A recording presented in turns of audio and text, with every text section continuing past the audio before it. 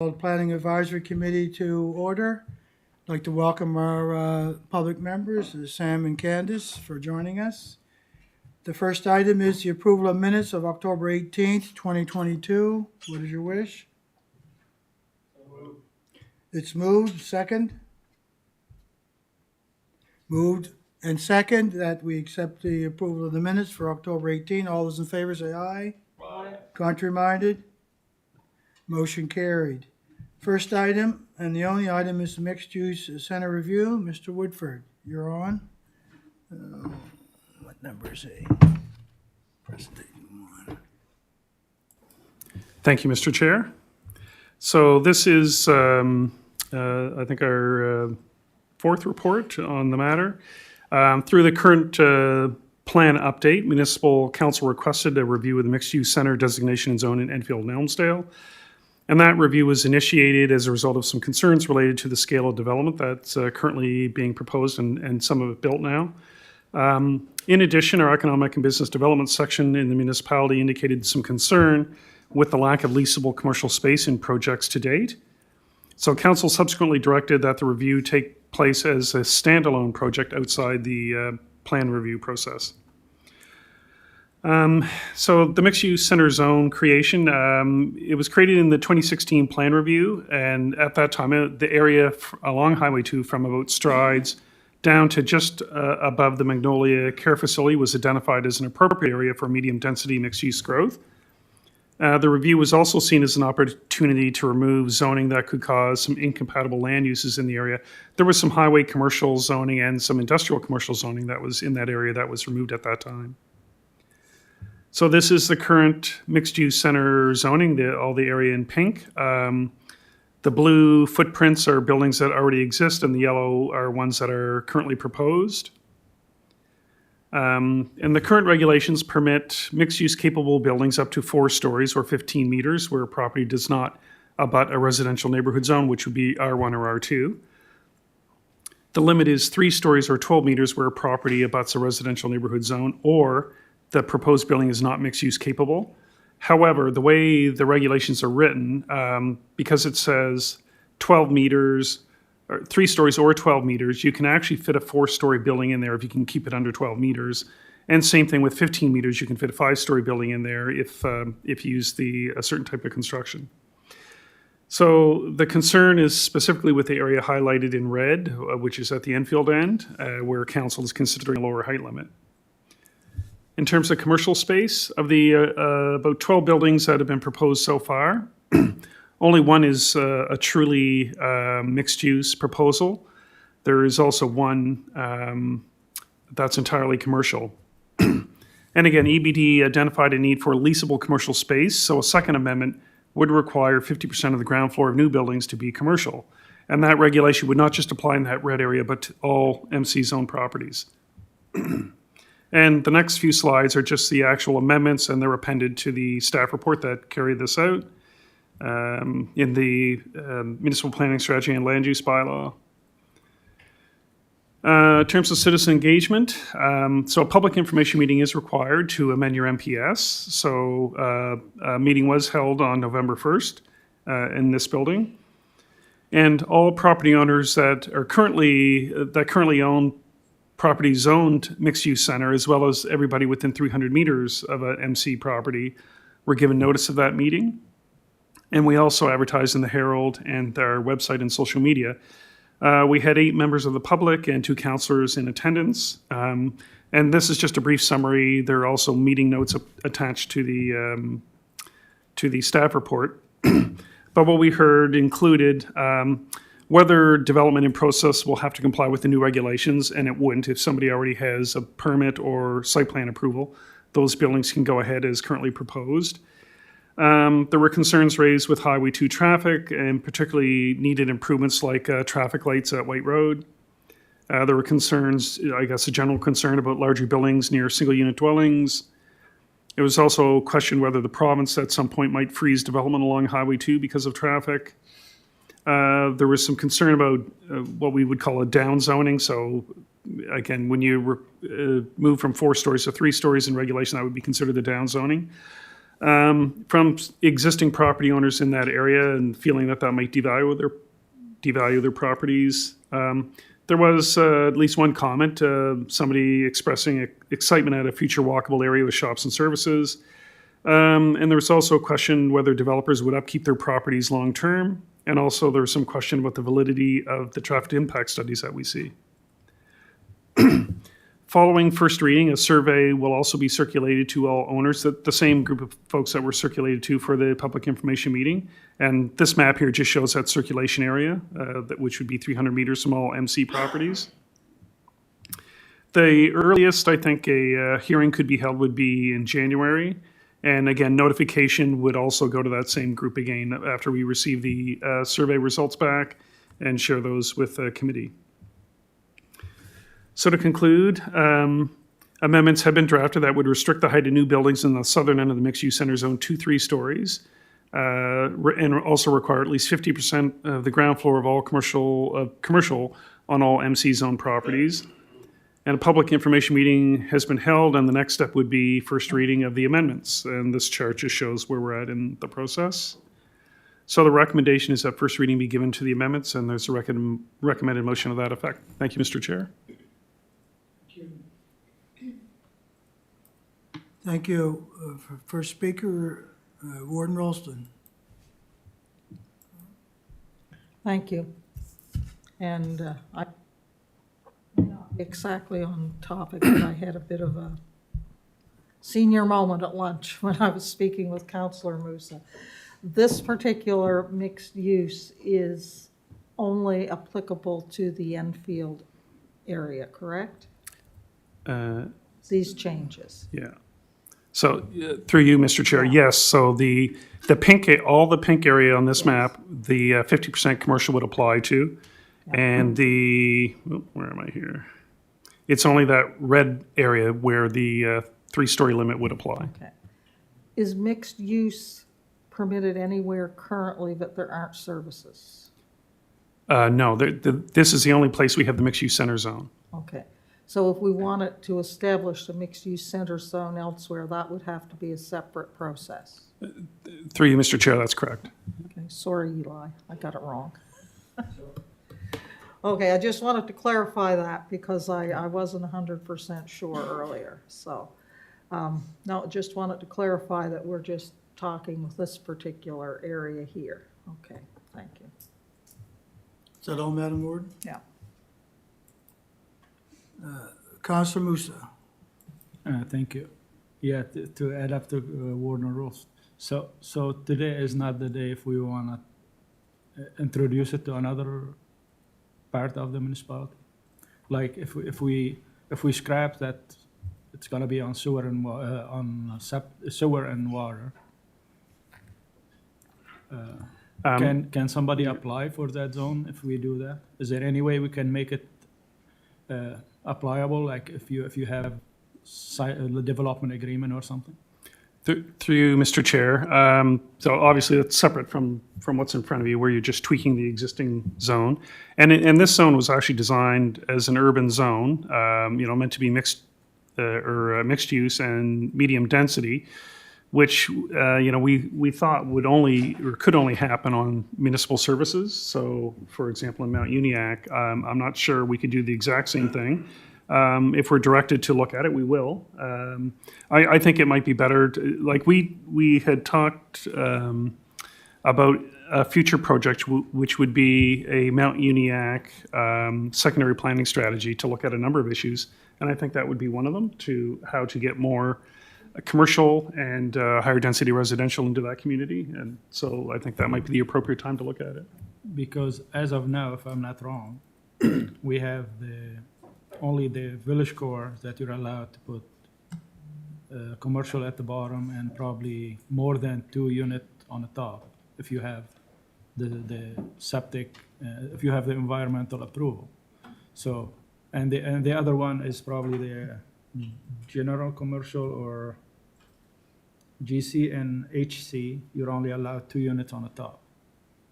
I don't think that's enough to bring people, to bring developers, because I already talked to someone that, Francis Ferris, I talked to the guy in charge. He said they're leaving all the front for something to be able to do with it. So they're not developing the front, they're gonna wait. So people waiting for stuff, and I think we should be on top of it. And I know any opportunity, I'm going after it, but it's not gonna happen this time. I'll wait for the next time. Thank you. Is that all, Councilor Musa? Councilor Garden Cole. Thank you, Mr. Chair. Through you. So I see the two possible changes there, the changes that we're looking at. Where is it that it specifies? I saw a red block, but should it be written in the specifications that this only includes a certain section of this MUC zoning, or where is that? Right. Through you, Mr. Chair. So if you look at the amendments that are at the back of the staff report, I mean, the motion refers to a prescribed area. Okay. And if you actually look at the motion, or the amendments attached to the staff report have this map in it. So this map is where things are limited to 3 stories. Okay, as long as that's specified, thank you. So I'd like to recommend the motion. The Planning Advisory Committee recommends that council give first reading to amendments to the Municipal Planning Strategy and Land Use Bylaw, which change the mixed-use center designation and zone by restricting the height of new buildings in a prescribed area to 3 stories and require a minimum of 50% of the ground floor area of all new buildings be commercial.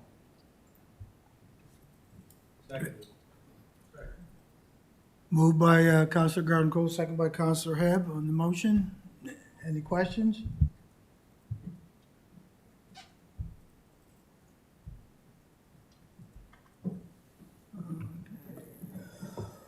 Councilor Perry.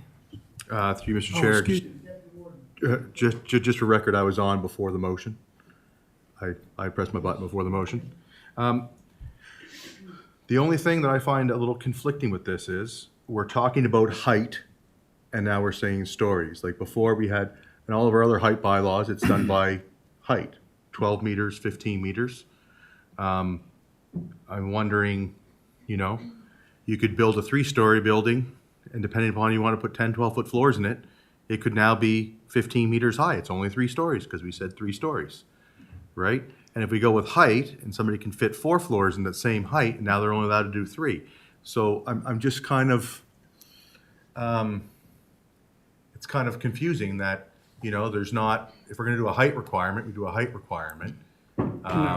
But the floors, restricting to 3 floors, regardless of the height requirement, even if you can fit more or less or whatever, or you could actually have a bigger area and still only be three floors, depending upon the spacing you put between the floors and if you, what you want to do. So I'm trying to make sure that we achieve the actual goal of not having massive buildings in this section.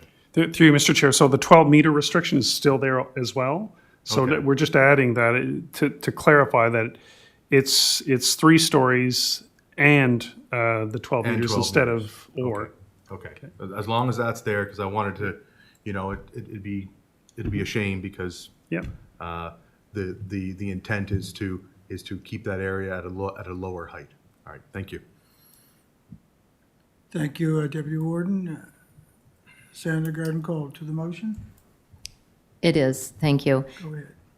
It is in the fact that I just wanted to, if you remember in our discussions, we were talking about keeping it at 3 stories and 12 meters because of the density issue that appears to be happening. That was partly our mindset behind keeping it at 3 stories and the 12 meters. Thank you. Thank you. Looking for the question? Question being called. Let's go to the vote.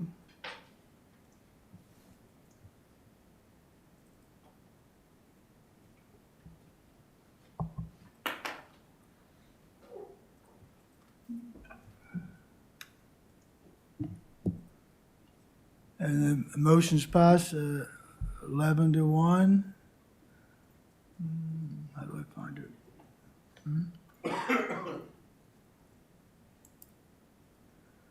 With Councilor Musa voting nay.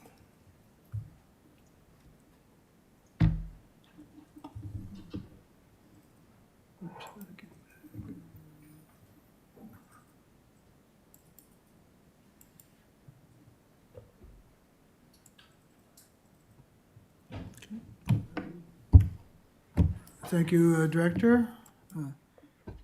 That concludes the only item on the Planning Advisory Committee for this afternoon. So looking for a motion to adjourn to go into infrastructure and operations. Second? Moved in second. All those in favor? Aye.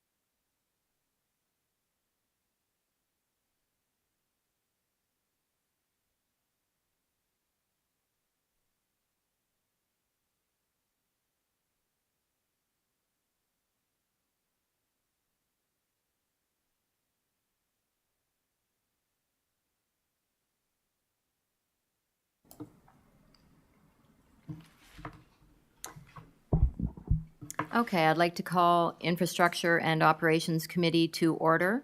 I'll be looking for the approval of minutes of October 18th, 2022. Moved by Councillor Mitchell and seconded by Councillor Musa. All those in favor? Motion has passed unanimously.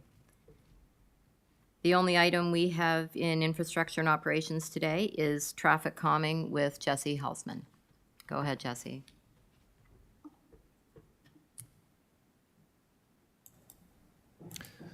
Thank you, Madam Chair. So the staff report is on traffic calming. Public concern has continued regarding speeding across East Hants.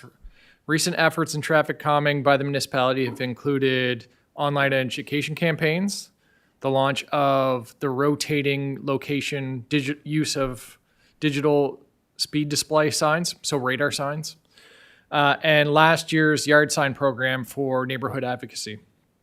And there's some signs if anyone's looking for them. They're typically outside the office or outside chambers.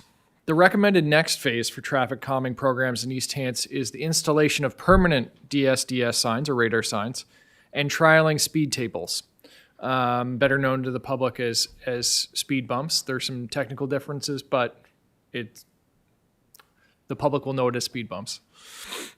It is proposed that the permanent DSDSs are used at strategic entry points into central community areas, and speed tables are leveraged within residential neighborhoods that are only municipally owned roads.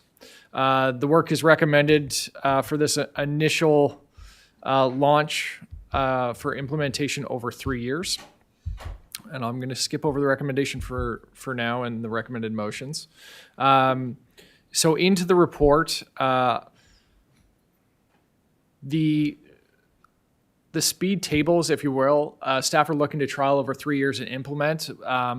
The highest volume of complaints within residential areas that staff have been receiving over the last several years are focused mostly in Enfield and Elmsdale. So that seems like a likely good starting point on a trial. So the visual is just intended to show hypothetical locations, not exact locations. Staff would have to validate, make sure that they are appropriate locations, and then set those up. And so to give an idea of what it would look like in combination of some things that have already happened in, say, White Estates being a high focus area, as was seen this morning during a presentation with the RCMP.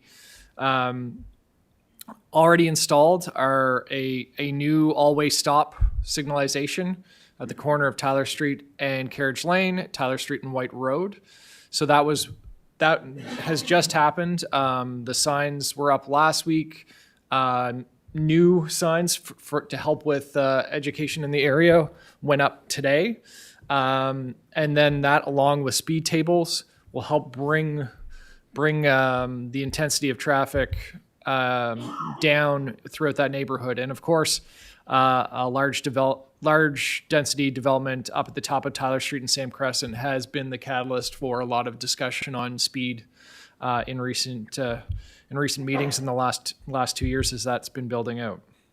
So that phase, before going to market and the variability of pricing, staff aren't saying do exactly these this year, 2 and 3, but for this particular segment, to do 2 to 3 in year 1, 2 to 3 in year 2, and then the remaining of what's required, and phase those in and gather some learnings so that we can establish a standard.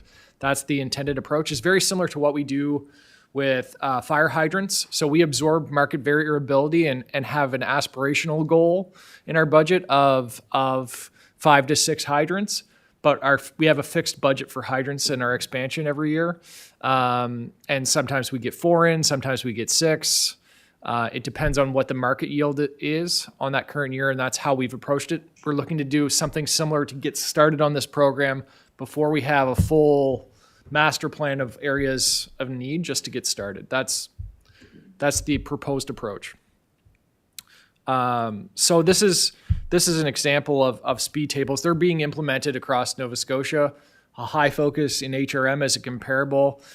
This is just a Google Maps snapshot of what you can expect.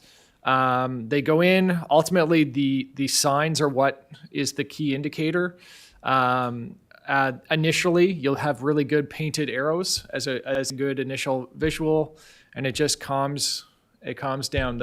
All through residential neighborhoods, as the benchmark, Halifax has been aggressively installing speed tables throughout residential neighborhoods, specifically for the last couple of years. So in suburban type, both urban and suburban type neighborhoods. So the Fall Rivers, the Beaver Banks, those types of areas, Middle Sackville, those areas, as well as downtown. So right into the peninsula in higher density areas as well. So this one is actually from the peninsula itself. As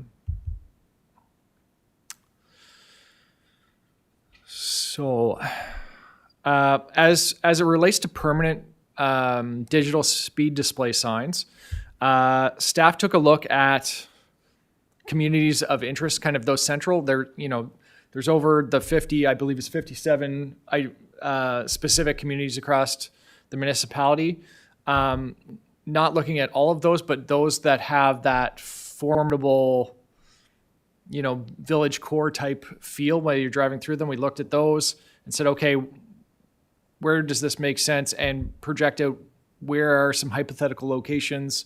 Got some feedback from community stakeholders and have proposed a priority list to start on permanent digital speed display signs. As a benchmark, this is being highly used in the Valley. If you're driving through Kentville and you come off exit 13, as soon as you come into the first subdivision, bang, a permanent digital speed display sign. It's very present, and then you're right into a neighborhood until you get to the main drag in Kentville. And it's all the way down Wolfville, Kentville, New Minas. It's a good benchmark, and just generally the Valley and Kings County are a good benchmark for East Hants on implementation. Just we have very similar styles of communities.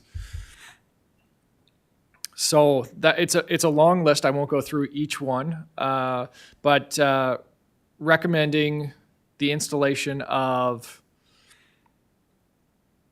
in that order. So heavy weighted where we know where we want to go in the first couple of years, and this can be adjusted in future years. But looking to get that initial capital budget up front, going to get a good start on the implementation.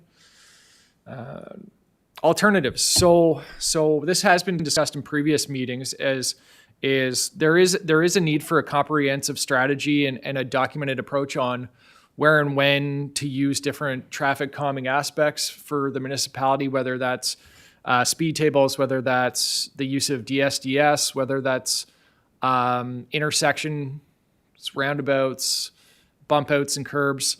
That is needed. That said, there's a balance there on addressing the current needs. So one option is to wait for that more comprehensive strategy to start rolling things out.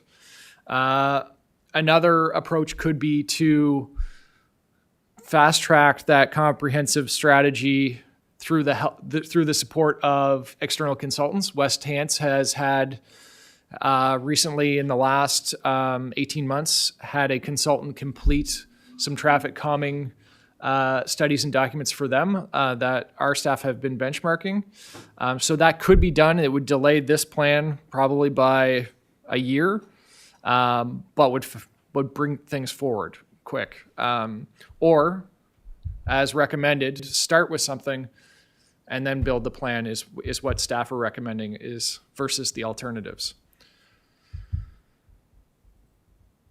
And it's all about finding, and that's what's open for discussion, is finding that right fit and that right approach for East Hants. Every community is different, and how you roll out is different. And so staff are making the recommendation based on feedback being heard from the community, from committee members, and are recommending this approach of recommending funding be committed over the next 3 years to launch programs while we simultaneously as staff start building out a comprehensive plan.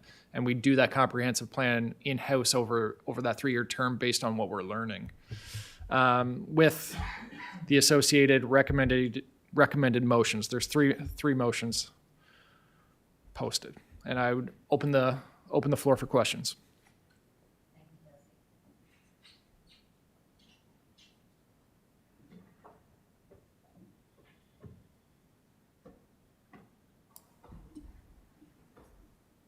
Okay, so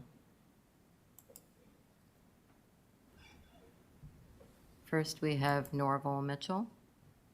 Councillor Mitchell.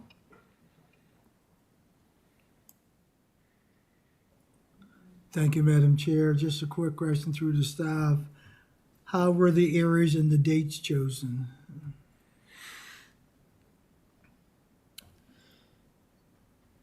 Just for clarification, on the speed humps or the DSDS signs? Just looking at the chart here, it says Mount Union 2023. Okay. So I'm assuming I'm not sure what this indicates. Sure.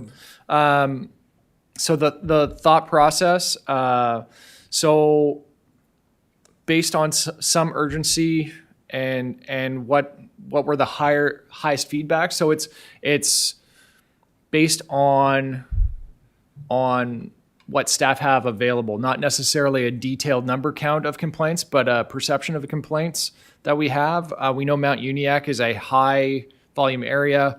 We have registered vehicle accidents that are prominent in that area. So that was a focus area. It was also the launch of this whole process was through a motion of council in last fall, actually. So that spurred the topic, which initiates Mount Uniacke.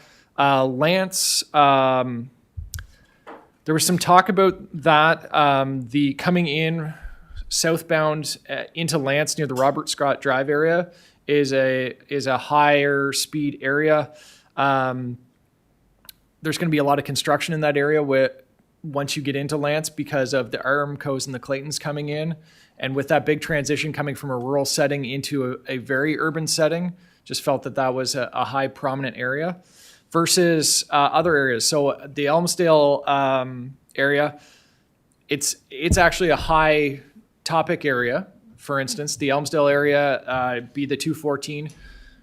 That one, the timing is tricky because the municipality is also committed to an active transportation project where we could very likely be doing construction next fiscal. So instead of complicating those two job sites in two areas, we may need to adjust a potential location based on how that project happens. So we wanted to buy time. It's absolutely a priority, but there's some other things happening, so it didn't make sense to do it twice.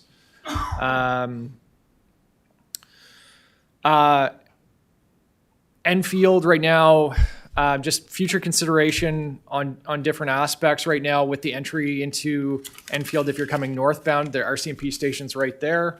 So that's kind of a really good deterrent. So let's just wait and see how that plays out. Not the prominent.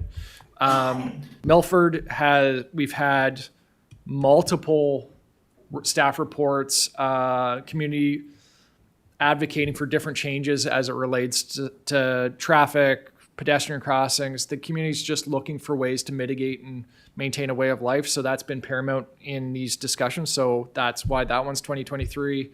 Shubenacadie, high volume, very tricky location. It's a very historic village core with an interesting intersection right in the center. So you wanted people to ramp down before getting into that. Walton, we have Walton, Kennecook areas. There's the opportunities. Anything that says 2024, staff felt there's clearly opportunity, but we're not hearing the need as paramount as other areas. If they're listed as after 2023, staff felt like they've come up, but they haven't come up as often as the other areas, and that's why they've been not put in year one. So I didn't go through all of them, but it's a general idea. It's the conversation we had. What are the complaints we've been having, village center by village center, and gauging them against each other to space them out based on need and impact. So that was our attempt as staff to create that list. Just to follow up, we had quite a bit of discussion on the speed on White Estates from Tyler and whatever. Are you just using the radar to calm things down close to the Through you, highway? through you, Madam Chair. So as it relates to White Estates specifically, Right. there's inside and there's outside. So staff will still have the temporary speed display signs. We still have those 2 mobile units, and we'll still be planning and moving those around throughout the year. And that's where in an area like White Estates, there's a focus. You swing them in. It can go along the 2 within the core village instead of at the entry points. Move it, and you want that temporary signage to be new and fresh in locations versus it being an entry point, being within the entry or within the core village. You want it to not be permanent and become wallpaper. So you take it up, then you take it back down, and those will roam around inside any subdivision. And I talked to it in the report. Inside subdivisions, it's a bit different. So that's if you have higher density housing, having flashing lights and blinking lights becomes something that might be welcoming to slow things down at the start, but then might become tiresome to a core residential area. And they're also prone for vandalism more so. If you're in a quiet subdivision, it's just easy access and it's just a different setting. If you're on a main route, just the visibility makes it a deterrent for vandalism. So that's the approach on permanent versus temporary. So there is a plan in 2023 to install 3 to 5 speed bumps, or? So through Madam Chair, 3 to 5 in year 1, 3 to 5 in year 2, 3 to 5 in year 3. Well, 2 to be determined depending on funds and how far we get on the trial in year 3. Okay, thank you, Madam Chair. That's all.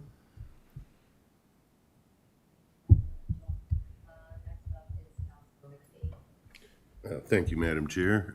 Through you to staff. Glad to see that Shubenacadie, especially the Mill Village Road, is on for 2023. That's a big problem, as discussed before.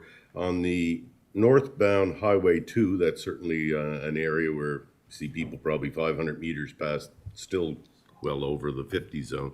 Another problem that we have in that same area, and I just wondering if there was a way to make it flexible.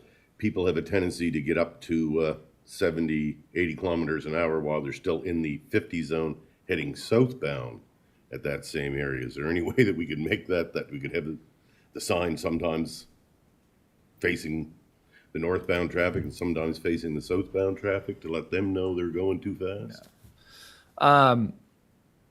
Through Madam Chair, that's where staff would recommend implementing or rotating the two mobile units, rotating them into the centers and dealing with those specific ad hoc needs. And a big opportunity for Shubenacadie, especially on the main street, is when the sidewalk went in along the main trunk, a lot of beautiful mature trees came down. And what street trees do, when planted well, it makes the road surface stays the same width, but when you put a street tree in the boulevard, everything feels narrower, and your natural instinct as a driver is to slow down. Okay, I've got a smaller space. I'm into a tunnel. It's that approach, and that's a future consideration that staff mentioned in the report. Is we're not there yet, but that's one of those approaches. We've put street trees into the requirements of new developments, but where we have boulevards and sidewalks, that going back and retrofitting those types of areas is a future opportunity that staff will be recommending once we get a comprehensive report. And we think that's one of those opportunities is Shubenacadie, especially in that section that you're mentioning, it's wide open. Yes. So the big mature trees are more towards Mill Village Road, Yep. then it's wide open. And Yes. that's another indicator. People already feel like I'm already out of the village center, so I That's want to right. gas it. Yeah. So it's how do you extend that feel? You extend it through vegetation and different visual cues to keep people calmer and slower long term. Temporary signage for now would be the recommended. And I can see that because people speed up when they're just as they're leaving, should be leaving the trees. Like you say, you're seeing a wide open road ahead of you, but you're still in a 50 zone. So, yeah. Another thought I had, you were saying about the speed bumps or the speed tables. Have you ever looked at, like in Millbrook, they use I call them temporary speed bumps. They put them in like in April, remove them around this time because of snow and ice control. I know that subdivision that I'm familiar with that they use it, that certainly that used to be a speed zone down through from the power center down to number 2. It certainly did two things, calmed the traffic and reduced the traffic because people don't like them, I would assume.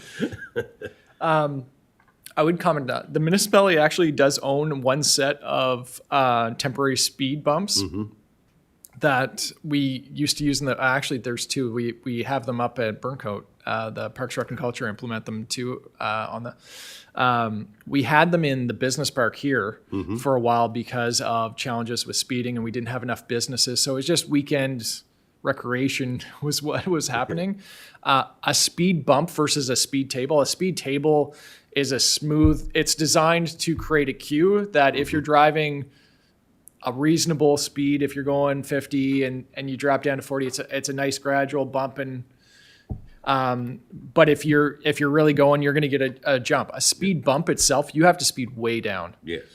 And it is a hard impact. Even if you're going slow, you feel it.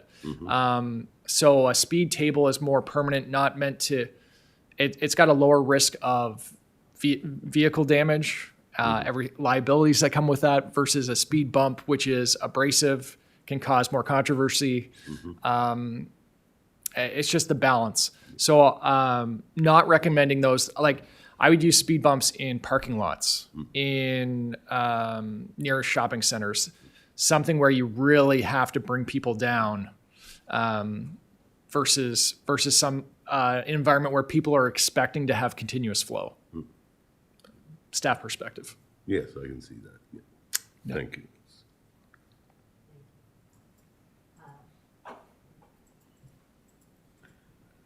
Thank you, Madam Chair. Jesse and I have had this conversation. In Upper Rawdon, Highway 354 southbound, just after where the speed limit drops to 50 kilometers per hour before reaching Rawdon Hills United Church. Rawdon Hills United Church is not on Highway 354. And I understand that you just kind of use it as a general marker, but anybody looking at that, like Rawdon Hills United Church is on that little cross dirt road that runs between the Wilson Road and Highway 14. Yeah. Well, no, between the Wilson Road and Highway 354, Yeah. sorry. So if someone's going looking, they're going to be very confused. So I just think we should have a different reference point than Rodden Hills United Church, because Rodden Hills United Church is not on Highway 354. Thank you. Next is Councilor Ryan. Yeah, thank you, Madam Chair. You probably answered this one before, Jesse, with regard to Maitland. Do those signs, they have the capability of record and recall on information? Pardon me, could you repeat the The question? signs, the speed signs, the ones that tell you how fast you're going? Yep. Do they have the opportunity to record and results and everything there? Through Madam Chair, that would be part of the benefits as well. Is so yes, they would. So we would any of the signs that we would be implementing would be data collecting, and we would be able to analyze and share with the RCMP to show trends over time. Yeah, I guess that's where I was wanting to head with And that. that would be part of ongoing programming. Is we would work that into the program. Is reporting, analyzing, and making strategic decisions based on the data we're collecting as well. Yeah, like I say, I think those spots in Maitland are very good. We have heavy truck traffic with the amount of trucking that's going on in that area, especially in the summer times. It's very, very heavy in the traffic, and I think that this would be an excellent way to try to curb some of that. Thank you.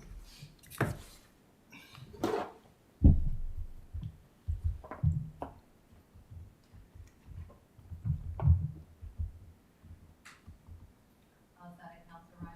Yes. Next up is Councilor Perry. Thank you, Madam Chair. Through you to staff.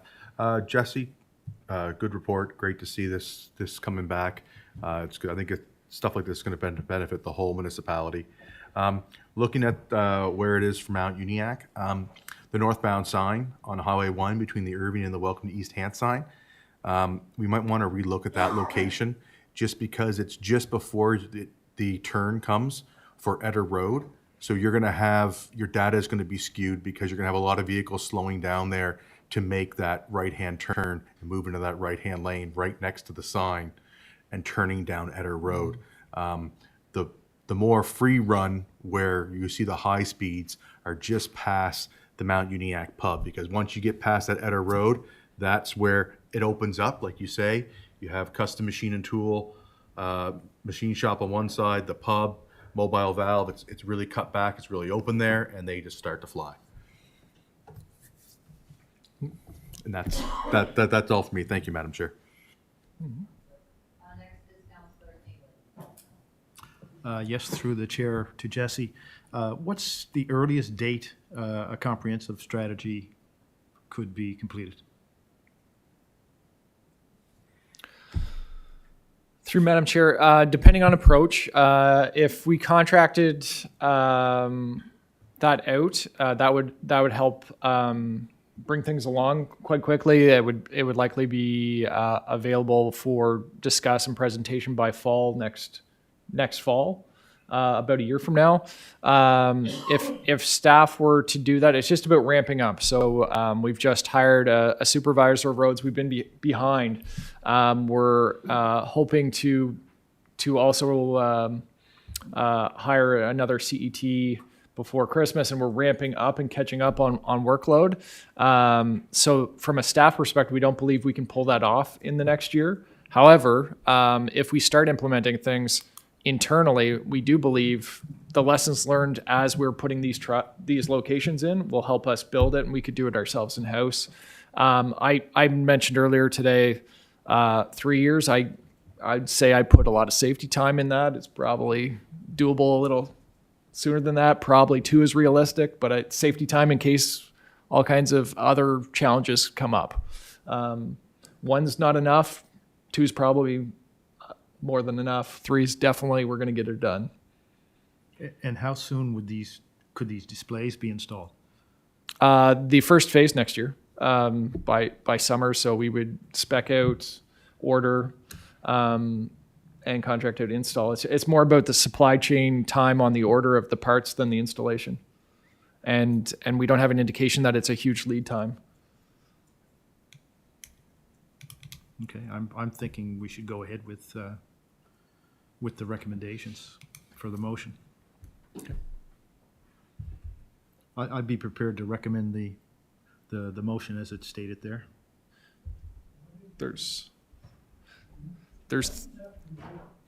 3 separate motions, so each one would have to be moved individually how it's written. Okay. Okay, I would move that Infrastructure and Operations Committee recommend that council approve the addition of capital project for speed tables with speeding approval of $50,000 in 2023, $50,000 in 2024, and $50,000 in 2025 to be funded from a reserve established from 2022-23 year end surplus if available, or from debenture.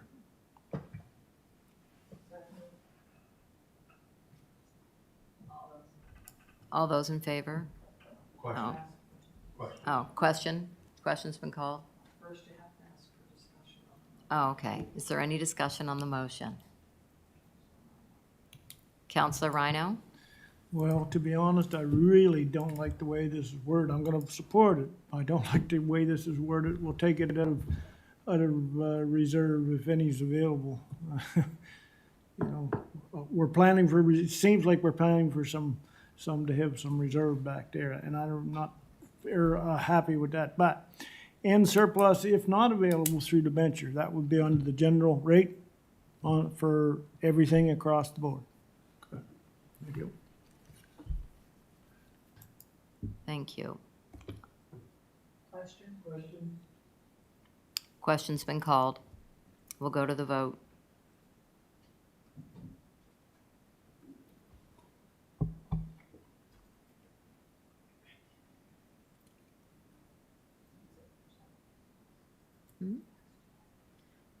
And the motion is passed unanimously.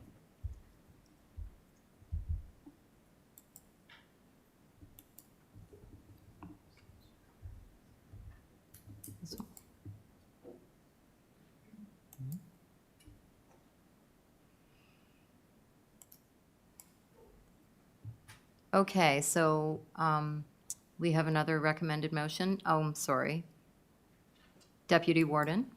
Hi, through to you, Madam Chair. I'm going to move that the Infrastructure and Operations Committee recommend that council approve the addition of a capital project for permanent digital speed signs with spending approval of $112,000 in year 2023, $100,000 in 2024, and $23,000 in 2025 to be funded from a reserve established from the 2022-2023 year-end surplus, if available, or from debenture. I so move. Moved by Deputy Warden and seconded by Councillor Musa. Question?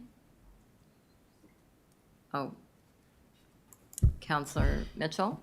Thank you, Madam Chair, staff. How many digital speed signs would you get for 112,000? Through Madam Staff, we believe 8 or 9. Okay, thanks. Question's been called. We'll go to the vote.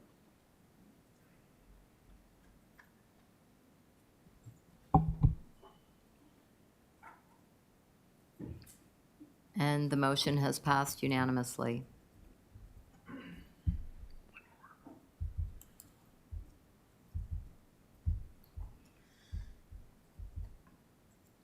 And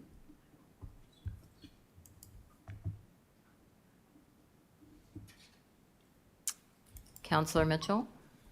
I'd like to move that the Infrastructure and Operations Committee recommend to council that council have the draft 2023-2024 operating budget and ongoing include $50,000 annually to go into traffic calming reserve. I so move. Moved by Councillor Mitchell, seconded by Councillor Tingley. All those in favor? Oh, question? Question on the motion. Okay. Councillor Rhino? Just for a quick we're gonna spend 150, 183, and another 50 going ahead this year. What's that equate to the tax rate? How many cent on the budget? Point cent, whatever? What's that equate to?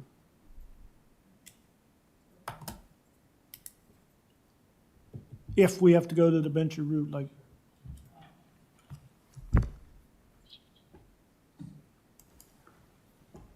Sue? Thank you, through the chair. Currently, 193,000, 1 cent raises 193, so roughly a cent for yeah, around 200. so roughly this is gonna be a cent, and then go down probably after that first initial year to somewhere in the vicinity of half a cent. Would that be suffice to say? Or less.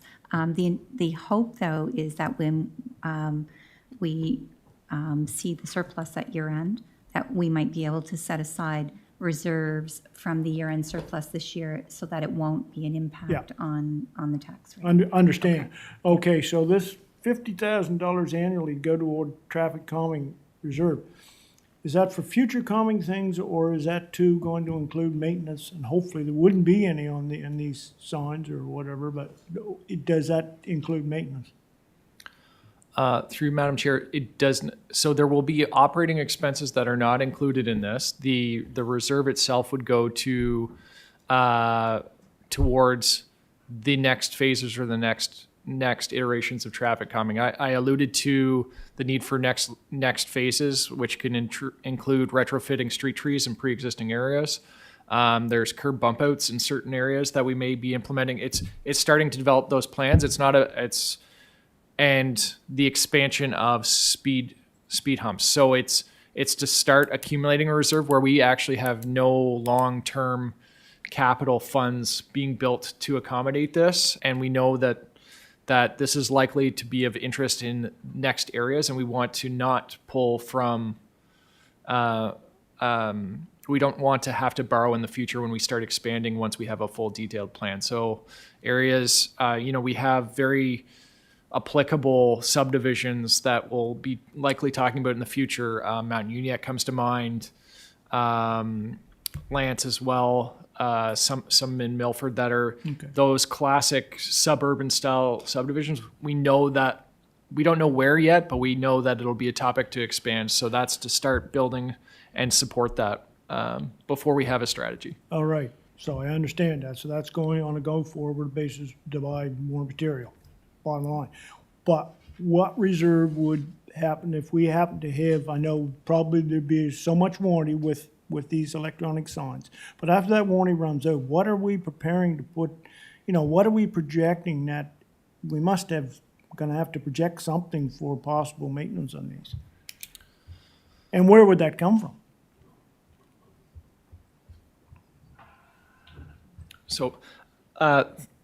So that would be operating expense through general tax rate. So it's a general tax rate expense. It's roads applicable. So any maintenance would hit So it hit would that. fall under the roads category. Yes. Great, thank you.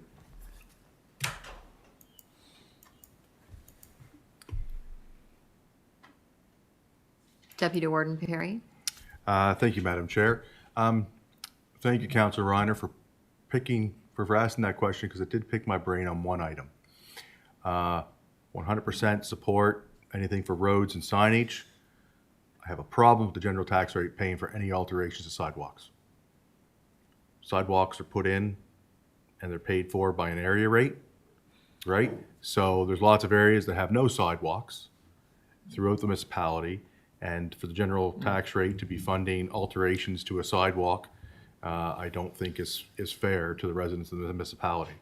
I believe there's a sidewalk reserve that is put in, and I think traffic calming measures that require the alteration of sidewalks should come from that reserve. I'll comment through you, Madam Chair.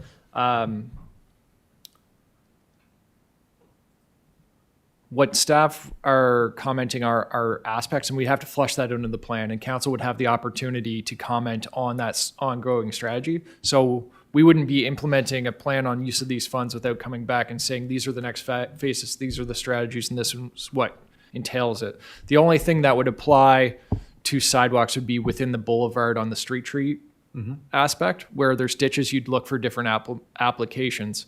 On a ditched subdivision, for instance, what the typical application is, instead of a bump out, you actually put a center island with a post. So a concrete island, you widen the road a bit and change the shape. So there's different applications, and duly noted staff will account for the taxation piece and who pays what when we get a bigger strategy in play. We'll absolutely consider those comments to make sure that it's clear and fair and within our. Just make sure, because like general roadway things. Yep. Absolutely. Signage, absolutely. Where areas have chose to put a local improvement in, the general tax rate shouldn't be subsidizing their choice for a local improvement.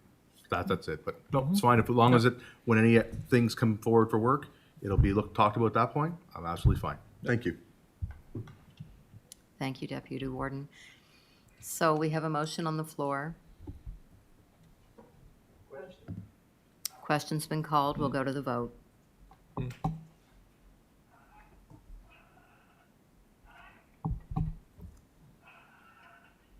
And the motion has passed unanimously.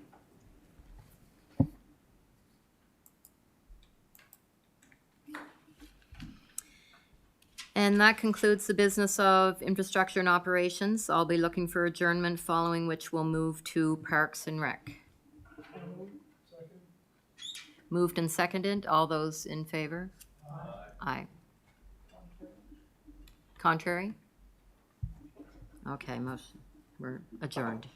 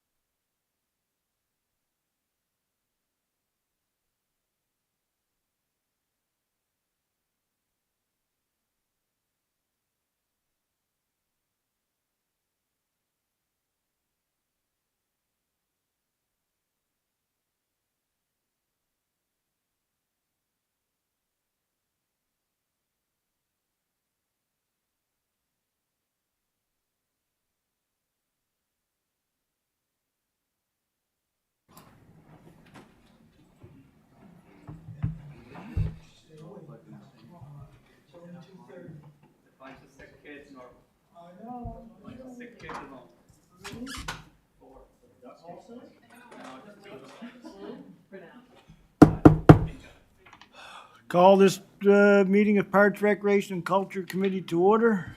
First order of the business is approval of the minutes of October the 18th, 2022. What is your wish? Moved by Councillor Mitchell. Seconded by the warden. All those in favor? Contrary of mine, motion's carried. We have scheduled an in-camera session for contractual issues and 2 land issues. I'd entertain a motion to go in camera to discuss.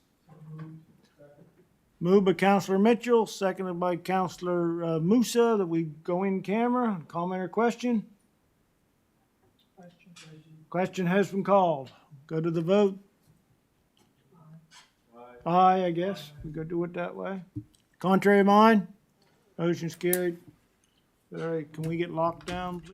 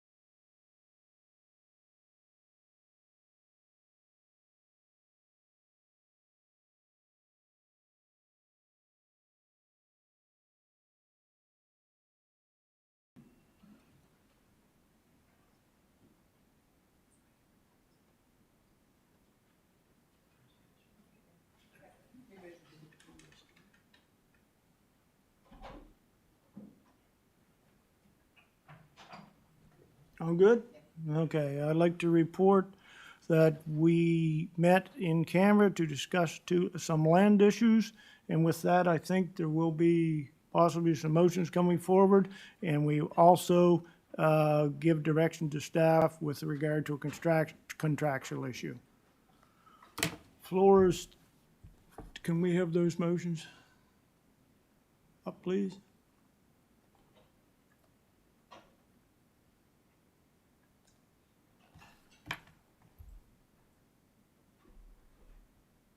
All right.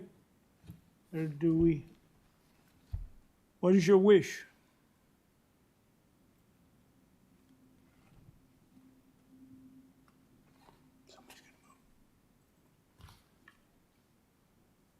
Deputy Warden Perry was up to speak. Just going to move number one, that the Parks and Recreation Culture Committee direct council to direct staff to complete the current capital projects at the Shuby River Park and do not proceed with any further phases until projects related to the former Shubenacadie residential school site are completed. I so move. Moved by Deputy Warden Perry, seconded by Councillor McPhee. Any comment or question? Councillor Hibb? No? All right, any comment or question? Question has been called. We'll go to the vote.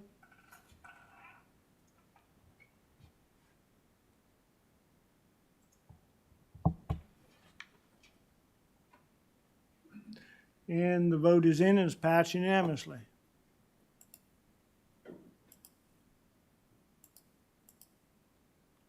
Councillor Hibb.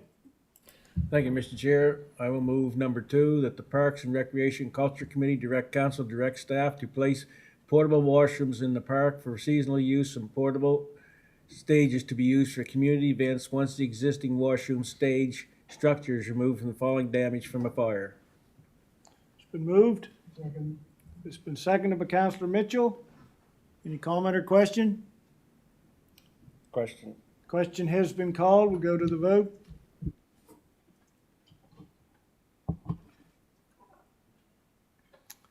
And the results are in and is passed unanimously.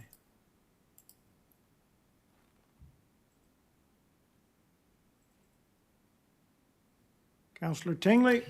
I'll move that Parks, Recreation, and Culture Committee direct council to direct the staff to dispose of the Hall property under the disposal of surplus property policy by a method of recommending by council once the proposed subdivision at the Shubenacadie River Park is approved and completed. Moved by Councillor Tingley, seconded by Councillor Hibb. Any comment or question? Question has been called. Go to the vote.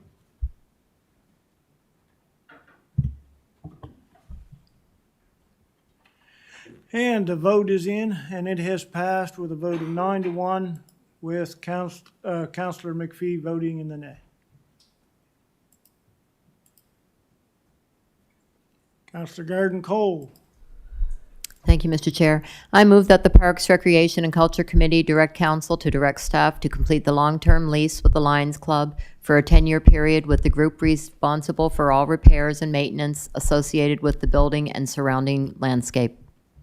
Moved by Councillor Garden Cole. Seconded by Councillor Hibb. Any comment or question? Question's being called. We'll go to the vote.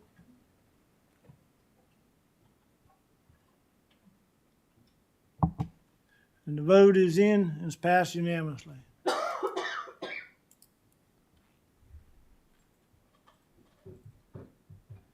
Councillor Garden Cole. I also move that the Parks, Recreation, and Culture Committee direct council to direct staff to bring any management agreements related to the Shubenacadie River Park ball field back to council prior to agreement. It's moved by Councillor Cole, seconded by the Deputy Warden. Comment or question? Question has been called. We'll go to the vote.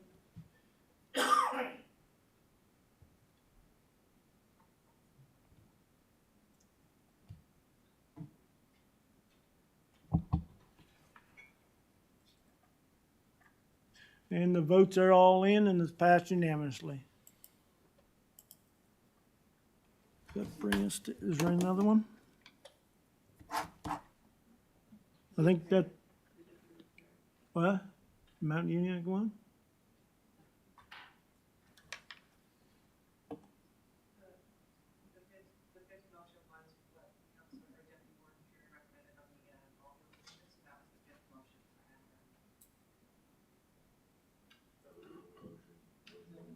We're good then with everything from the in-camera session. All right. Thank you, council members, or committee members, and that right now brings us to, if I'm not mistaken, adjournment and break. Entertain the motion to adjourn and take a short break. Gordon?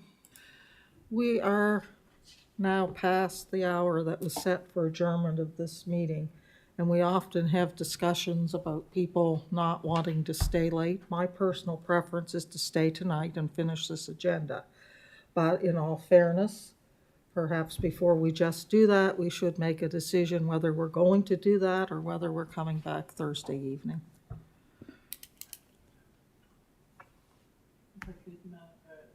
If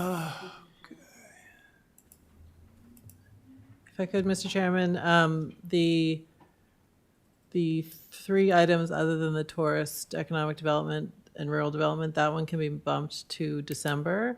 Polling district review needs to go today, or you can probably deal with that at council, depending on how much time you think you want to talk about it.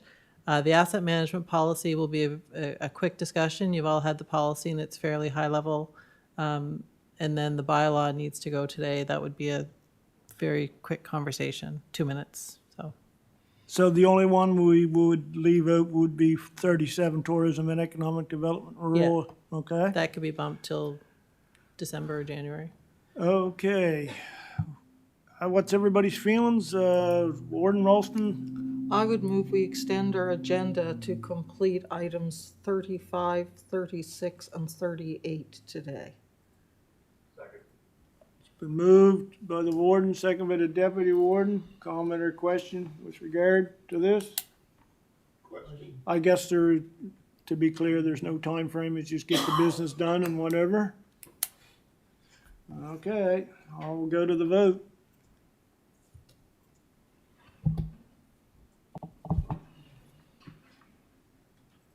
And the votes are in. It's passed 9-1 with myself voting in the negative. All right. Move we, No, it's already been moved. Okay. In a second, that we adjourn and to have a short break. And I think what we're gonna need it. And all those in favor?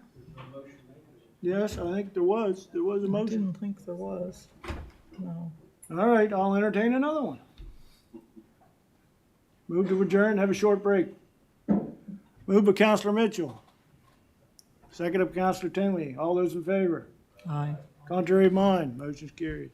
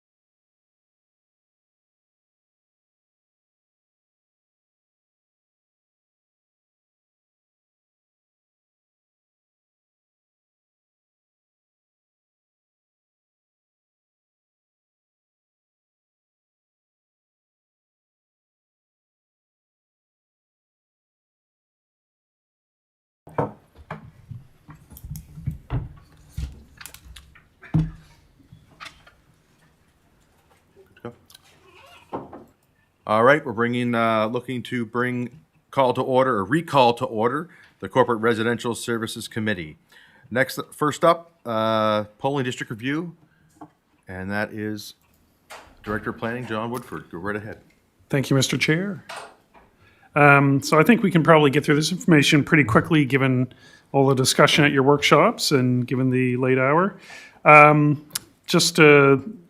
I guess most recently, it was decided to hold those two workshops and also look at a 12-district scenario, which was looked at in one of those workshops. The report discusses voter parity and the proposed 11-district scenario, a preferred option. So those are our current boundaries. I think everybody knows by now that our current districts, a number of them are well above or below the plus or minus 10% guidance, and it's going to get worse by the next election in October 2024. In drafting new boundaries, there's an attempt to respect voter parity, community of interest, and also create what we would call logical geographic entities. And again, the board's guidance is that each district should be within plus or minus 10%, although they will allow up to a 25% variance in extraordinary circumstances. So back in September, staff prepared these four options. However, a committee indicated that there was concerns with all of them and wanted to workshop them. So we held a workshop, which turned into two workshops. And that we also looked at this 12-district scenario at the time. The 12-district was discarded. It was deemed undesirable for the disruption that it caused, especially to the corridor communities, the way Elmsdale and Lance especially were divided. So the preferred option that emerged, for now, it's just called option FB. So that would be the sixth option that was amended. So that's why the FB. And the last change was the movement of 5 Mile River to District 11 and George Field to this District 3 here. And when you look at the numbers for that preferred option, as you can see, 10 of the districts are within the plus or minus 10%, although District 2, Elmsdale, would be close. But I think that's justifiable given that there's a lot of growth expected in that community in the future. The one district that is over is Shubenacadie, just over at 10.8%. But I think that's justifiable as well. And it's justifiable because in previous decisions, the board has mandated that the community of Indian Brook not be divided between polling districts. And also the board has previously mandated that the communities of Shubenacadie, Indian Brook, and North Salem be kept in one district. So with those constraints, it was pretty hard to, come up with a scenario where we could keep it within the plus or minus 10. And this option minimizes the number of communities divided between districts, and the council workshop participants, I think we're generally in agreement that communities are grouped logically and respect community of interest. So once council approves a draft option, phase 2 public consultation can begin. And to gain public feedback on these draft boundaries, staff are proposing to hold 3 public meetings in Elmsdale, Mount Uniacke, and Kennetcook, and I think they would take place in January. In addition, a second online survey will be held to garner public opinion, and the municipal website, social media, and Herald would be used to advertise. So just to wrap up, we now need authorization to share the preferred option with the public in phase 2, and following the consultation, council should be in a position to approve a submission to the board. So the recommendation is that staff be directed to proceed with phase 2 public consultation using the preferred 11-district option. Thank you, Mr. Chair. Thank you, John. First up, Councillor Rhino. Yes, through you to John. John, I think there's a mix-up in here because when I left the meeting, when we were at the workshops, 5 Mile River in Georgefield was to go to 3, and that's not, I don't see that on the map. It was, we were talking about was either District 5 had to give up 5 Mile River and keep Georgefield, or Georgefield and then keep 5 Mile River. So what I said was 5 Mile River was, what I suggested was 5 Mile River, and what the understanding was 5 Mile River was to stay in District 5 and Georgefield was to go to District 3.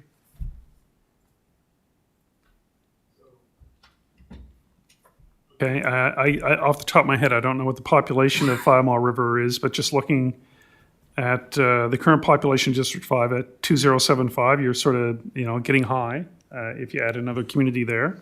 But we could make that change. Yes, I would prefer you make that change because that's what we agreed upon once we left that meeting.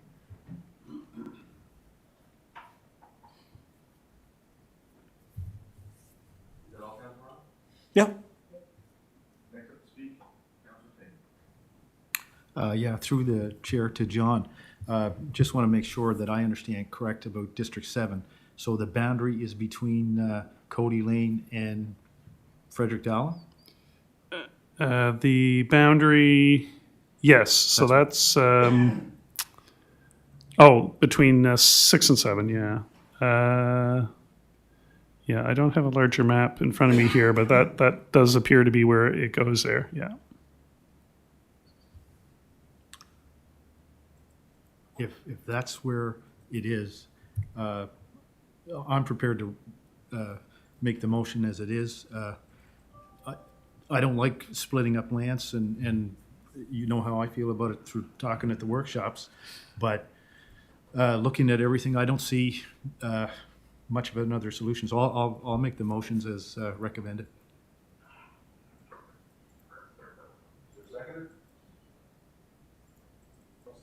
Seconded by Councilor Beck. Going to give leeway because there's 3 people on to speak. Going to give some leeway because there was 3 people on to speak beforehand. First up, the warden. Thank you. Yeah, trying to remember the actual discussion, and I know everybody's not here tonight, but I'd want to know the numbers from 5 Mile River and what difference that's going to make in District 5 and in District 11 before I say yay or nay to moving it in or out. Just 1 second. Is that everything, warden? For now. Okay. Go ahead, Councilor Rhino. I'll give you some leeway. Well, thank you. I went back in my emails and John, at that meeting, I asked you that night to send me the breakdown on where exactly the line was.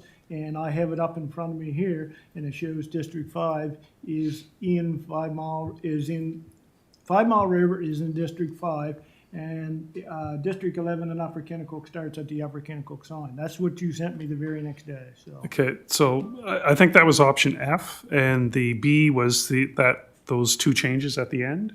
And No, that's not what the thing, Okay. because I said when we left, we were gonna go with this FB, and then I said, can you send me the exact things where my thing's gonna be? And that's the email you sent me, and I'm currently looking at it, so. Okay, Where the discussion was there. Fair You can enough. go back and look and see Yeah. what sent me, right? Thank you, Councilor Rhino. Thank you, Councilor Rhino. Next up, Councilor Mitchell. Thank you, Before Mr. the Chair. motion. Through you to staff. During the public consultations, how much influence that have on the final result? well, through you, Mr. Chair, so Phase 1 consultation was just about the size of council. Right. And the consensus, I would say, from both the online survey and the very few people that showed up to our meetings was that the size of council is fine at 11. So, there were a few people that suggested a smaller council. I don't think any public members suggested a larger one, but I think the general consensus was 11 is fine. Would the public have a say in the districts, which district they'd want to stay with if they're in a certain? Through you, Mr. Chair, yes. So these are draft boundaries, and we have to go back out to the public in round 2 to share this information with the public and get their opinion to see if there's anything we missed or should be changed or what have you. If they didn't want to move, what influence that have? If they didn't want to move districts, let's say, Well, yes, I mean, again, as you remember from the workshops, you have to be careful moving groups of people from one district to another because then you change the population in 2 districts and, you have that kind of knock-on effect. But, I mean, that's what Phase 2 is for, to make sure that we got it right. the last comment, Elmsdale is at the low end, and you're speculating development to be bringing them up to par by 2024? Or later than 2024? No, it would be later than 2024. So this is a projection for October 2024, because really we didn't count on any growth in Elmsdale from the FH development at this by October 2024. We think it'll take a while by the time they build roads and take out building permits and so on to actually get some population there. But over the 8 years that these districts may exist, I think you'll have the opposite problem by the end of those 8 years. So is it the next one to be 8 years from Yeah. 2024? Yes. Thank you, Mr. Chair. That's all. Okay, next up, and we have to be towards the motion. Ward. The motion or not, I just discovered there are 59 voters in 5 Mile River. And that would change the numbers in District 11 to make them 2,006, which is still within the plus or minus 10%. It would make the numbers in District 5 2,134, and I just wasn't quite finished figuring that out yet. That was my only concern. I have no problem with the change as long as it makes the numbers work for both districts. Okay. So 2, 1, 3, 4.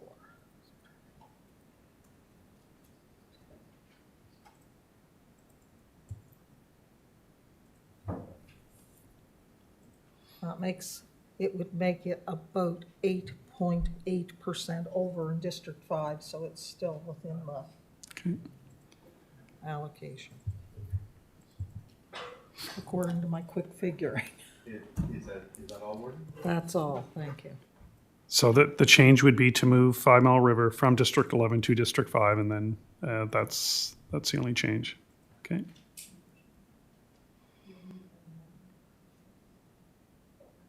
There will be, so, Councilor Rhino? Yes, yes, if, that was what we all, and the warden, I think you were in on that conversation as well, so, that Okay. was it. I must say,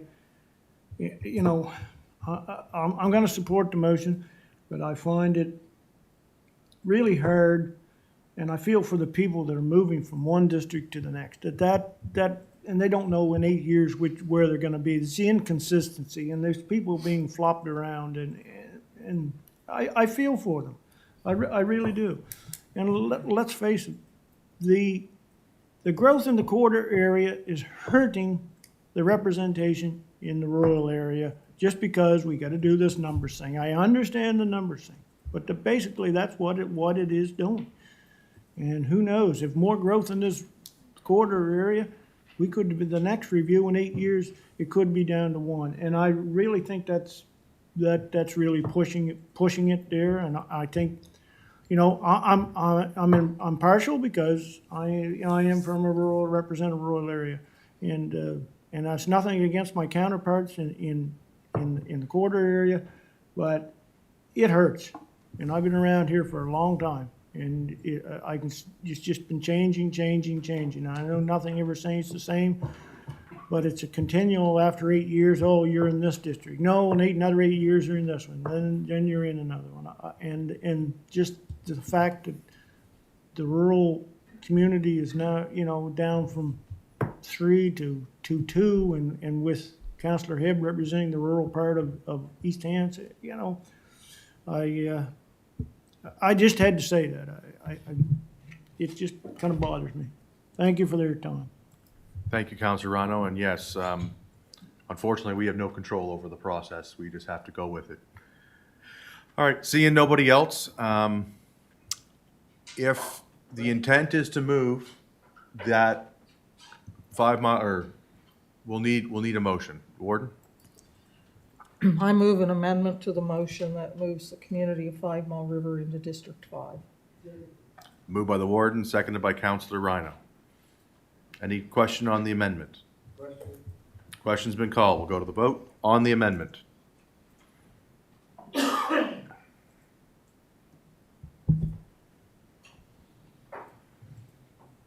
And the motion is passed unanimously.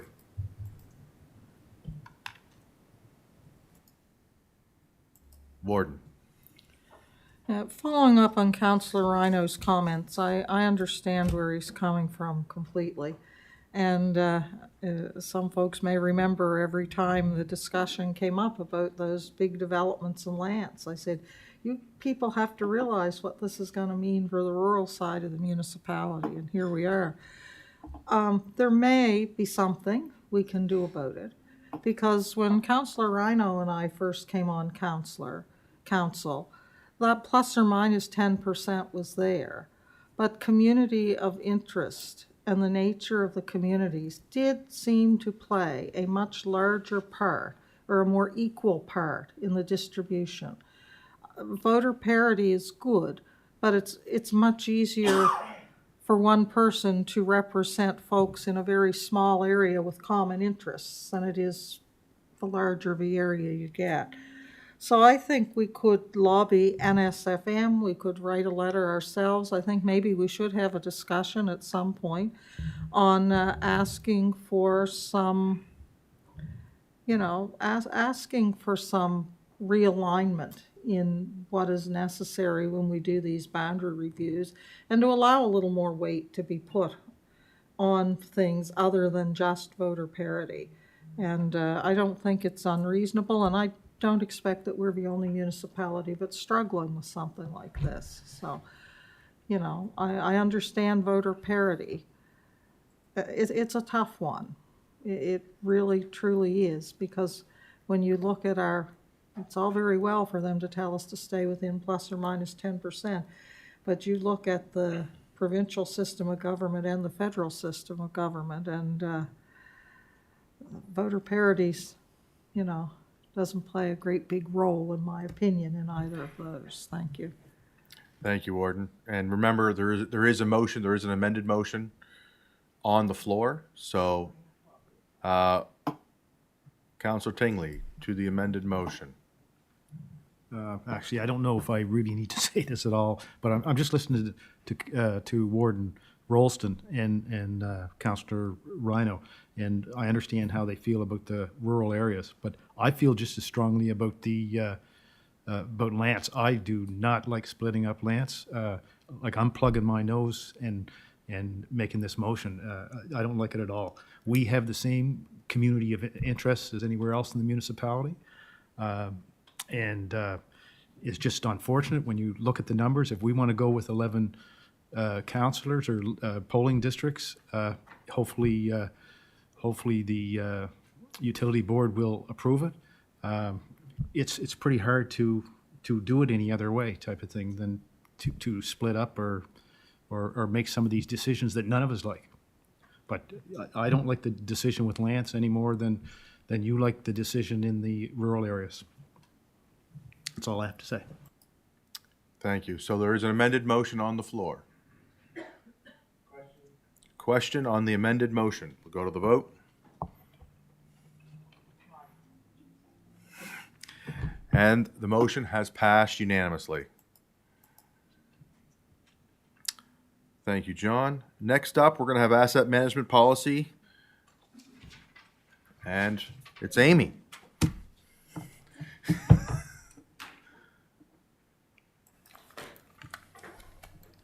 It's like a marathon.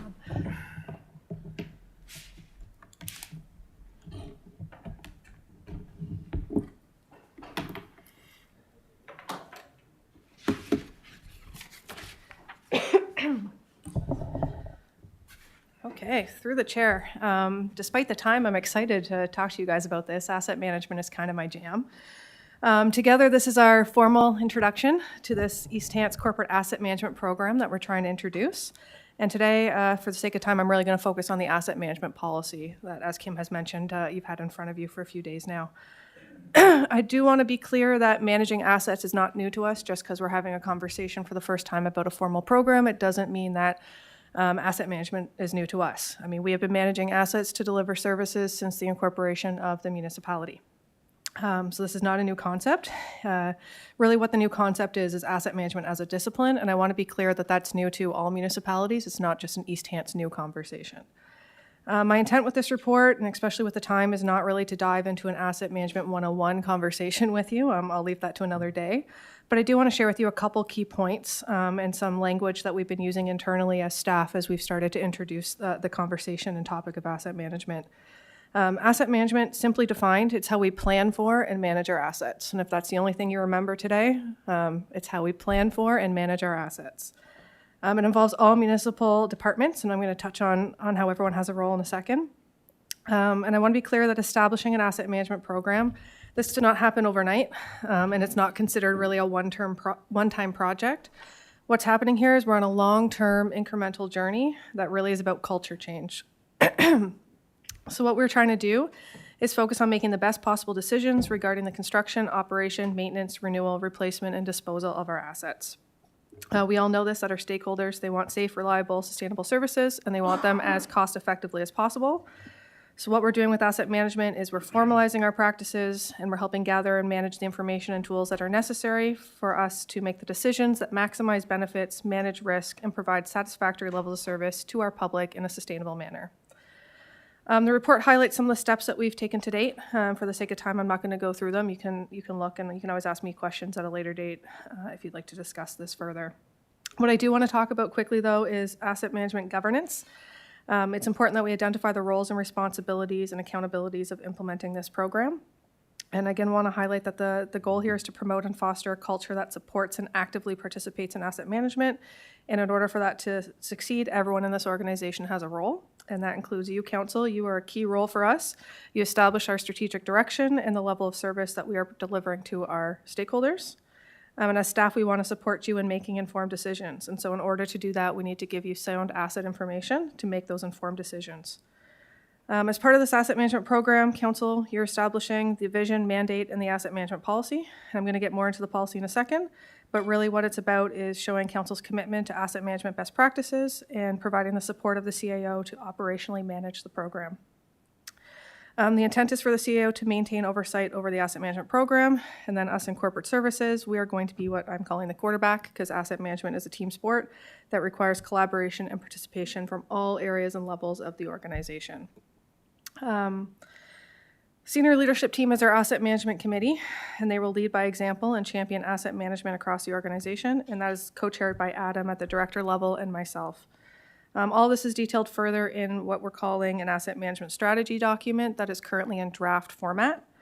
I won't go too far into the asset strategy, but I just want to let you know that what an asset management strategy is an industry standard document. It outlines how asset management is implemented within your organization, and it details how asset management will help you with your strategic goals through practices, processes, tools, and other documentation. Like I said, we have a draft document that's nearing completion. It has been reviewed by the Asset Management Committee and a group of managers as well, and it's just being finalized before we roll it out to all staff. And again, that will be managed by the CAO based off of the proposed policy that we're going to talk about in a second.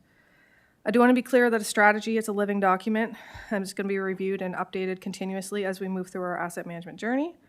And I do want to share just a few points with you that in working on our draft strategy, we identified 5 areas for improvement, and that's data management, resourcing, maintenance management, budgeting and planning, and then overall governance, which I did give you a little teaser of already. These 5 areas, they're forming the basis for short, medium, and long-term improvement initiatives, and that's what's going to help us advance asset management across the organization. What I'm really here to talk to you about today is asset management policy, and that actually is one of the first improvement initiatives in our strategy document. So what is an asset management policy? Again, also an industry standard document, and it's really about signifying the commitment to implementing asset management and promoting continuous improvement across the organization. And as I mentioned before, having a council-approved policy, it shows that formal commitment from council and about creating an asset management culture here at East Hants.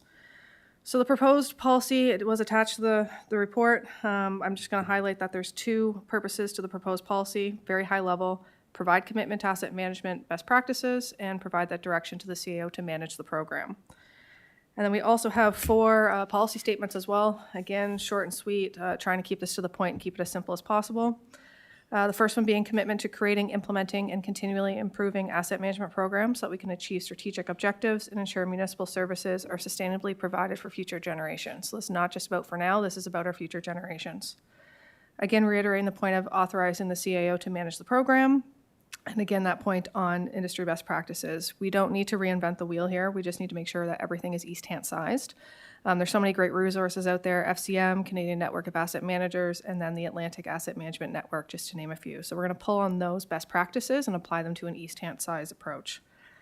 And then the fourth statement is that asset management practices, we're going to consider those and integrate them into the development of our municipal objectives, programs, plans, and budgets.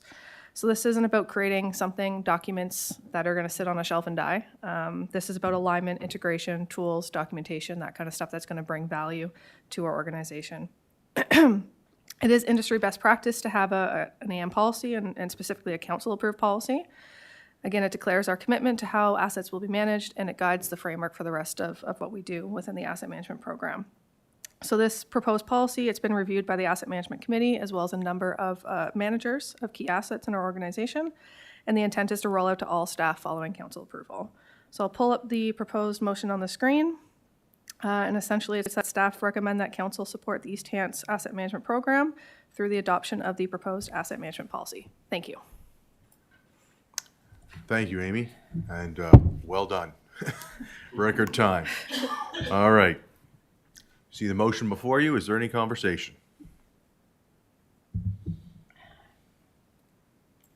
Warden Rolston. I would move a recommended motion. Corporate and Residential Services Committee recommends to council to give notice of intent to adopt the proposed asset management policy as attached to the November 15th, 2022 Executive Committee agenda. Moved by the warden, seconded by Councillor Musa. Is there any discussion? Question's been called. We'll go to the vote.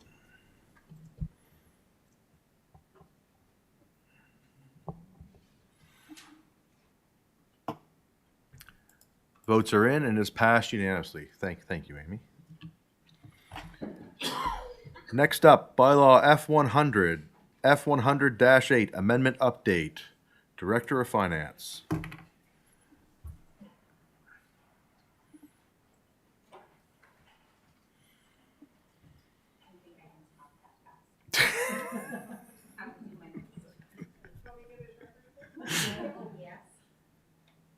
There you go. Plugged in.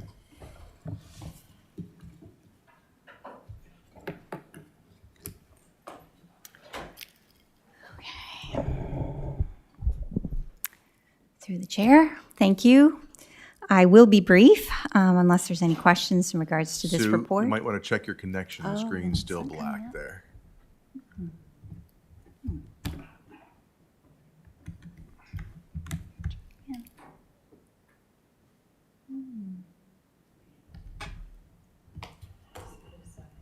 Okay. There we go. Sorry about that. Thank you. So councillors will probably recall that just in October, we brought forward amendments to the F100 local improvement bylaw to include the road gap paving local improvement project. Unfortunately, at that time, I missed adding an amendment to section 9.13 in the bylaw.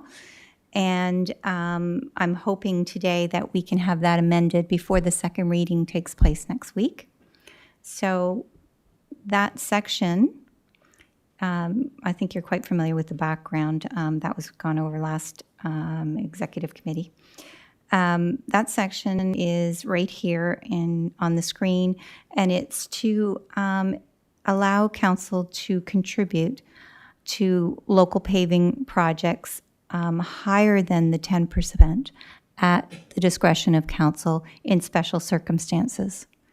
So that is the only amendment other than the road gap section 10 in the Schedule A from October that's been changed in the local improvement bylaw. So today, I am hoping to have this motion that's on your screen now for consideration. Thank you, Sue. Councillor Garden-Cole. Well, I'd like to recommend the motion. Recommend the Corporate and Residential Services Committee recommend the council give second reading to bylaw F100-8, an amendment to bylaw F-100 local improvement charges bylaw to include the road gap paving project local improvements, and an amendment to section 9.13 to include contributing more than 10% percent in special circumstances that at the discretion of council. Seconded by Councilor Pinglin. Councilor Mitchell. Yeah, it's just a quick question on the motion. It says higher than 10%. Is there a ceiling on that? Could that go to 100%? That would be at the discretion of council, and there would have to be an amount in the reserve To match? for consideration, yes. Okay, thank you. That's all. Thank you, Councilor Mitchell. Any more discussion? Question's been called. We'll go to the vote.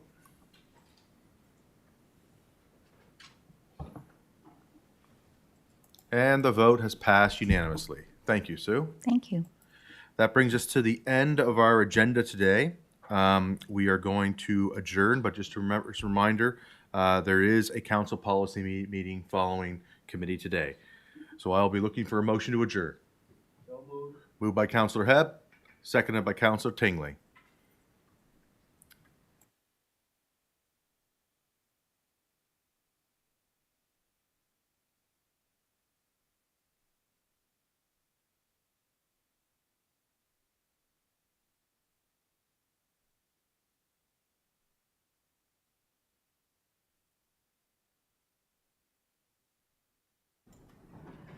Okay, folks, I will call the regular meeting of council for policy to order.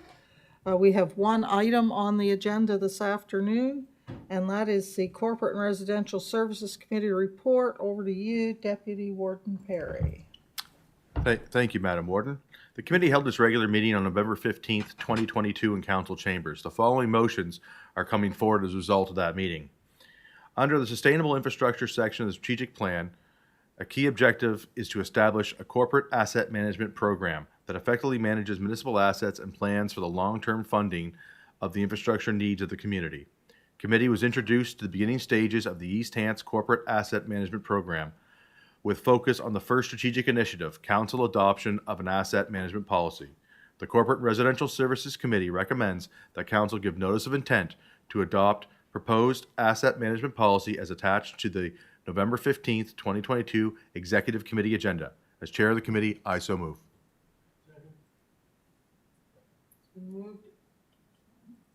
It's been moved and seconded. Is there any discussion on the motion? Question's been called. We'll go to the vote.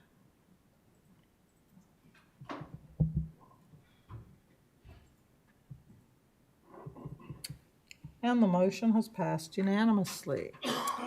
That concludes the business on the agenda for today. I would be looking for a motion to adjourn. Moved by Councillor Hebb, seconded by Councillor Musa. All those in favor? Aye. Contrary? Motion is carried. We